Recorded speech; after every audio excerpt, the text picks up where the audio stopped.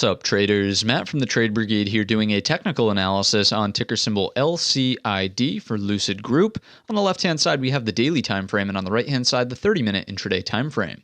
First things first, this will, of course, be an update. You can see we have a lot of levels on the chart, but there really haven't been any updates because price, to be quite honest with you, is going nowhere, and it's going nowhere fast, right? We're just kind of hanging out sideways in this range right here, and the interesting part about today's session, really the Monday session as well, is that we're forming some lower wicks off of this 3587-ish area, which would strike me as, important as support, right? Those lower wicks are indicating buyers are stepping up, but the fact that we're testing it now in such short proximity of time, so we get 1, 2, 3, and now 4, notice how, the length of time it took here as opposed to the length of time here, and then the length of time here, right? So the short proximity of time, to me at least, with these lower highs is just simply forming exactly what I've just drawn, a descending triangle, big flush point here at around 3587. Now, I'm not guaranteeing that it's going to break down and collapse and like go to zero or something crazy like that, but I'm just saying that there could be a small flush if that area breaks, taking us to that next daily support at 3310. So I would watch out for that from the daily perspective,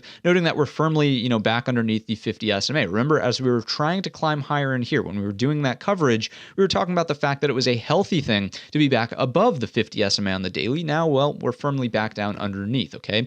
And just to sort of reiterate why that's important, bigger funds tend to favor stocks above the 50 SMA and sell stocks that are below the 50 SMA. It's as simple as that. So let's take a closer look at the 30-minute intraday time frame, and what we'll do is actually draw in that resistance trend line coming from here. It's just much more obvious on this chart, right? If we do something like that, you can clearly get the sense for your lower highs, right? So anchor, touch number 1, touch number 2, and your flush point is again that 3785-ish area. If we attempt it again, into the end of the week, so could be Thursday, could be Friday, that's where again our proximity of time in terms of touches here is dramatically being reduced, and I would watch out. I would look out for the breakdown to again get us into 3310. Anything underneath that, we know there's not a whole lot of candle structure here, and there's a ways to go until we hit about 28. It's also the daily 200 SMA, the green line on our daily chart. The one thing about this, which is sort of, I don't want to call it a saving grace because it's quite frankly, it's just not a saving grace, but it's not as bad as it could be, is the fact that volume is tapering off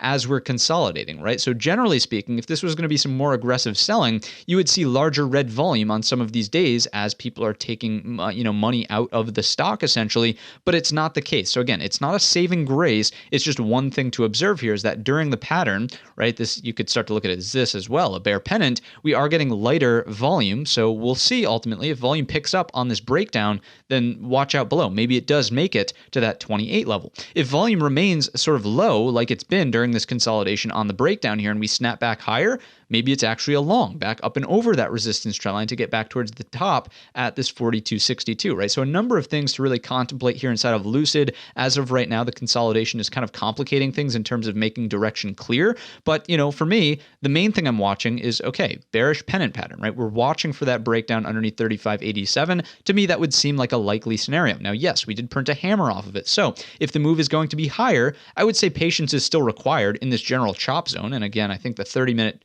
does a great job of illustrating this. I mean, sure, daily or intraday scalps are fine in here, but from a larger term directional movement, I don't really see it happening until we get back up and over this 39.65, that 40-ish area, and then from there, we know we can rotate up towards that 42.62. So that's really what I'm seeing on Lucid. I think patience is the move. Favor the breakdown of maybe 35.87, but truly wait for the break. Don't sort of position early in my estimation, and watch what goes on with volume, right? If volume is confirming the move lower, then we know there's some room to fall into about 28. If volume is not confirming and we don't see a large influx of sellers, then don't have, huge confidence in the breakdown coming all the way into 28. Instead, maybe watch for the fake break. So something like this back up into the range. We know the target should be the top end, that 40-ish area, which we just discussed on the 30-minute time frame, 39.65 to be exact. You can see a lot more interaction with that level here as opposed to just blindly following that psychological number at 40. So a lot of things to consider, but the chart really isn't being clear, at least as of right now. So I hope you enjoyed the video. If you did, let me know in the comments section or by giving the video a thumbs up. Don't forget our main channel is linked in the description. And all of that being said, I wish you a green trading week.